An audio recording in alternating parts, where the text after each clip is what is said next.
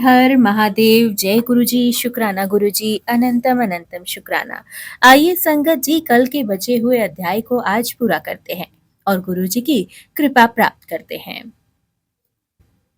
यह प्रत्यक्ष दिखाई देने वाली समस्त जगत ओंकार है। यह सनातन श्रुति का कथन है। इससे प्रणव और जगत की एकता सूचित होती है। तस्माद्वा इस वाक्य से आरंभ करके तैत्तिरीय श्रुति के संसार की सृष्टि के क्रम का वर्णन किया है। वामदेव उस श्रुति का जो विवेचन पूर्ण तात्पर्य है उसे मैं तुम्हारे स्नेहवश बता रहा हूँ। ध्यान पूर्वक सुनो।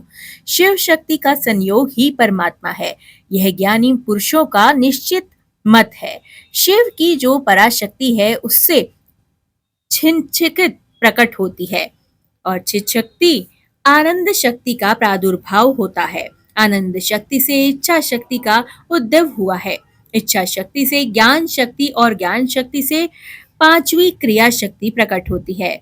उन्हें इन्हीं से निवृत्ति आदि कलाएं उत्पन्न होती हैं। छिंचिक्ति के नाद और आनंद शक्ति के बिंदु का प्राकट्य बताया जाता है। इच्छा शक्ति के मकार प्रकट हुआ है और ज्ञान शक्ति से पांचवा स्वर उकार उत्पन्न हुआ है और क्रिया शक्ति से आकार की उत्पत्ति हुई है। मुनीश्वर, इस प्रकार मैंने तुम्हें प्रणव की उत्पत्ति बतला दी है। अब ईशान आदि पंच ब्रह्मा की उत्पत्ति का वर्णन सुनो।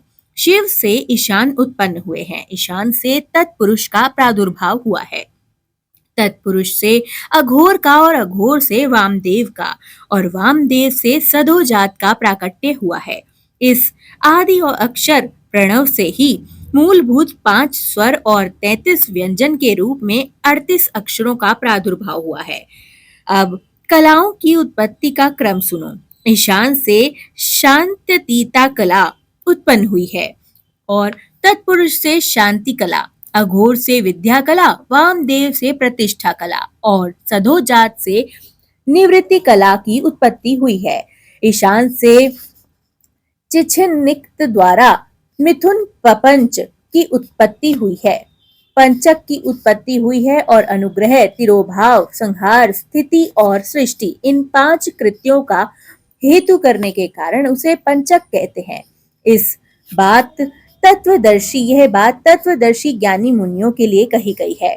वाच्य वाचक के संबंध में उनमें मिथुनत्व की प्राप्ति हुई है। कला, वर्ण, स्वरूप, इस पंचक में भूतल पंचक की गणना है। मुनि श्रेष्ठ, आकाश आदि के क्रम से इन 5 मिथुनों की उत्पत्ति हुई है। इनमें पहला मिथुन है आकाश, दूसरा वायु, तीसरा अग्नि, चौथा जल और 5वां मिथुन पृथ्वी है। इनमें आकाश से लेकर पृथ्वी तक के भूतों का जैसा स्वरूप बताया गया है उसे ध्यान पूर्वक सुनो। आकाश में एकमात्र शब्द ही गुण है। वायु में शब्द और स्पर्श 2 गुण है। अग्नि में शब्द, स्पर्श और रूप, इन 3 गुणों की प्रधानता है। जल में शब्द, स्पर्श, रूप और रस, ये 4 गुण माने गए हैं और पृथ्वी शब्द, स्पर्श, रूप, रस और गंध, इन 5 गुणों से संपन्न है। यही भूतों का व्यापकत्व कहा गया है, अर्थात शब्द आदि गुणों द्वारा आकाश आदि भूत, वायु, पर्वती भूतों में किस प्रकार का व्यापक है यह दिखाया गया है। इसके विपरीत गंध आदि गुणों के क्रम से वे भूत पूर्ववर्ती भूतों से व्याप्त है, अर्थात गंध गुण वाली पृथ्वी जल का और रस गुण वाला जल अग्नि का व्याप्य है इत्यादि रूप से इनकी व्यापकता को समझना चाहिए। और 5वां भूतों का यह विस्तार ही प्रपंच कहलाया गया है। सर्व समिष्टा का को आत्मा है, उसी का नाम विराट है और पृथ्वी तत्व से लेकर क्रमशः शिव तत्व तक जो तत्वों का समुदाय है वही ब्रह्मांड है। वह क्रमशः तत्व समूहों में लीन होता हुआ अंततोह गत्वा सबके जीवन भूत चैतन्यमय परमेश्वर में ही लय हो गया है और प्राप्त हो जाता है और सृष्टि काल में फिर शक्ति द्वारा शिव से निकलकर स्थूल प्रपंच के रूप में प्रलय काल पर्यंत सुख पूर्वक स्थित रहता है। अपनी इच्छा से संसार की सृष्टि के लिए उद्यत हुए माहेश्वर का जो प्रथम परिस्पंद है उसे शिव तत्व कहते हैं। यही इच्छा शक्ति तत्व है, क्योंकि संपूर्ण कृत्यों में इसी का अनुवर्तन हुआ है। मुनीश्वर, ज्ञान और क्रिया, इन दोनों शक्तियों में जब ज्ञान का आधिक्य हो तब उसे सदाशिव तत्व समझना चाहिए। जब क्रिया शक्ति का उद्रेक हो तब उसे माहेश्वर तत्व जानना चाहिए तथा जब ज्ञान और क्रिया दोनों शक्तियां समान हो जाएं तब वहां शुद्ध विद्यात्मक तत्व समझना चाहिए। संबंध, भाव, पदार्थ परमेश्वर के अंगभूत ही हैं, तथापि उनमें जो भेद बुद्धि होती है उसका नाम माया तत्व है। जब शिव अपने परम ऐश्वर्यशाली रूप को माया से निर्वृत्त करके संपूर्ण पदार्थों को ग्रहण करने लगते हैं तब उनका नाम पुरुष होता है। उस शरीर को रचकर स्वयं उसमें प्रविष्ट हुआ। इस श्रुति के ने उसके इसी स्वरूप का प्रतिपादन किया है अथवा इसी तत्व का प्रतिपादन करने के लिए उक्त श्रुति का प्रादुर्भाव हुआ है। यही पुरुष माया से मोहित होकर सांसारिक बंधन में बंधा हुआ पशु कहलाता है। शिव तत्व के ज्ञान से शून्य होने के कारण उसकी बुद्धि नाना कर्मों में आसक्त हो मूर्ता को प्राप्त हो जाती है। वह जगत को शिव के भिन्न नहीं जानता तथा अपने को भी शिव से भिन्न ही समझता है। प्रभो, यदि शिव से अपनी तथा जगत की भिन्नता का बोध हो जाए तो इस पशु जीव को मोह बंधन प्राप्त ना हो।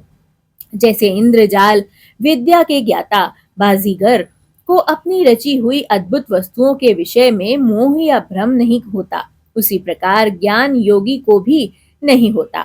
गुरु के उपदेश द्वारा अपने ऐश्वर्य का बोध प्राप्त हो जाने पर वो चिंतानंद घन शिव स्वरूप ही हो जाता है। शिव की 5 शक्तियां हैं: सर्वकृत्य तत्व रूपा, सर्व तत्व रूपा, पूर्ण तत्व रूपा, नित्य तत्व रूपा और व्यापक तत्व रूपा। जीव की 5 कलाएं हैं: कला, विद्या, राग, काल और नियति। इन्हें कला पंचक कहते हैं। जो यहाँ 5 तत्वों के रूप में प्रकट होती है उसका नाम कला है। जो कुछ कुछ कुकृत्य में हेतु बनती है उसको कुछ तत्व का साधन होती है, उस कला का नाम विद्या है। जो विषयों में आसक्त पैदा करने वाली होती है उस कला का नाम राग है। जो भाव पदार्थ और प्रकाशों का भासनात्मक रूप है, क्रमशः अवच्छेदक होकर संपूर्ण भूतकों का कहलाती है, वही काल है। यह मेरा कर्तव्य है और यह नहीं है, इस प्रकार नियंत्रण करने वाली जो विभुक शक्ति है उसका नाम नियति है। उसके आक्षेप से जीवन का पतन होता है। ये पांचों ही जीव के स्वरूप को आच्छादित करने वाले आवरण हैं, इसलिए पंचक चुंक कहे गए हैं। इनके निवारण के लिए अंतरंग साधन की आवश्यकता है। हर हर महादेव। जय गुरु जी। शुक्राना गुरु जी। सर्वदा भला मेरे गुरु। जय गुरु जी।